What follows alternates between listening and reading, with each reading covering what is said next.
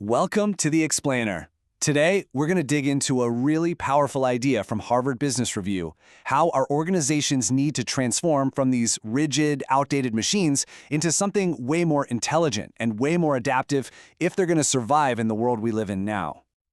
Okay, let's just jump right in. Take a look at this image. Does that feel familiar at all? That sensation of being weighed down, totally stuck in place by systems and processes that just don't work anymore? It's a perfect visual for a problem that is plaguing countless companies today. And there's a name for this, from our source material, the Tin Man organization. You know, just like the character from The Wizard of Oz, it's stiff, it's slow, and it needs someone else to come along with an oil can just to get it moving. It was built for an old world of top-down command, and frankly, it's rusted solid in today's environment. So you gotta ask, right? Why are these old models, which were literally the blueprint for success for decades, now the very things holding businesses back from what they could be? But don't worry, there's a better way. There's a new model for organizations, and this one is inspired by one of nature's most incredibly intelligent and adaptive creatures. It's all about making the shift from being a tin man to becoming an octopus. Now, to really wrap your head around this new model, we first have to make a really critical distinction. I know it seems like we're just talking about words here, but the difference between a complicated world and a complex one, well, it changes absolutely everything. And here's where it gets really interesting. Think about it like this. Tin Man organizations were built for a complicated world, just like that jet engine. Yeah, it has a ton of parts, but if something breaks, you can find the root cause and you can fix it. But we don't live in that world anymore. We live in a complex world, which is much more like the ocean. You can't predict it, you have to constantly sense what's happening and respond. That mismatch is where all the rust comes from. And this is the solution, the octopus organization. It's not a rigid machine, it's a living, breathing system. It is designed for that complex, ocean-like environment, with intelligence distributed through every single part of its body, constantly learning and adapting on the fly. And the difference is just fundamental. Instead of reps in a call center just sticking to a script, agents in an octopus org are empowered to actually own the customer's problem from start to finish. They get to become innovators, hunting down the root cause of issues, not just trying to close tickets as fast as possible. It's a total shift from managing inputs to inspiring outcomes. So if you're going to operate like an octopus, you can't use the old Tin Man tools, right? An octopus organization needs a completely new toolkit with strategies designed specifically for navigating all that complexity. One of the most powerful tools is, well, it's a little counterintuitive. It's called strategic subtraction. And this is not just about cutting costs.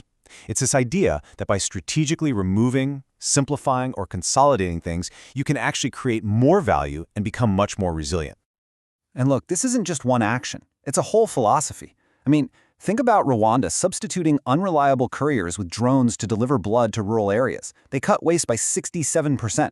Or think about Estonia, where they consolidated tons of bureaucratic tasks into a single secure digital ID. It's all about being smarter, not just leaner. Okay, another killer strategy is knowing when to hit pause. It's called strategic hibernation.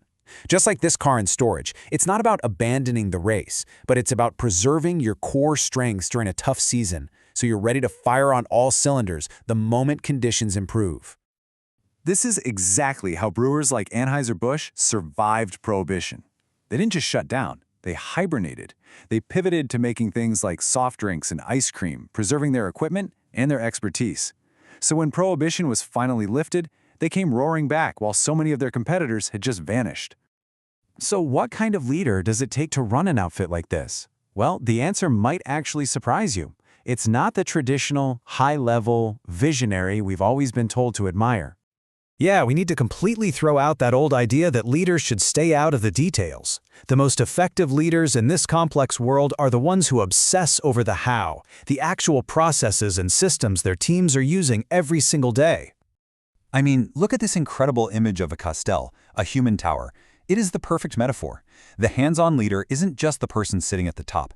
They are the architect of the entire foundation, making sure every single part of that structure is strong, balanced, and capable of reaching some amazing new heights.